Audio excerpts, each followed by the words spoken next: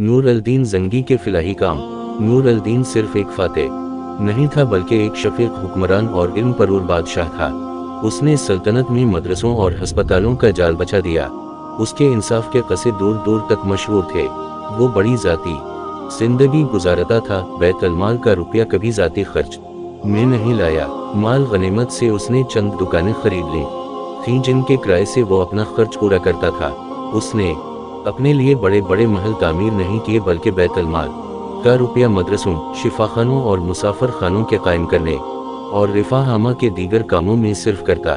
دمشق میں اس نے ایک شاندار شفاخانہ قائم کیا تھا جس کی دنیا میں مثال نہ تھی۔ اس میں مریضوں کو دوا بھی مفت دی جاتی تھی اور کھانے اور رہنے کا خرچ بھی حکومت کی طرف سے ادا کیا جاتا تھا۔ نور الدین نے تمام ناجائز ٹیکس موقوف کر دیے تھے۔ وہ مظلوموں کی شکایت خود سنتا اور اس کی تفتیش کرتا تھا۔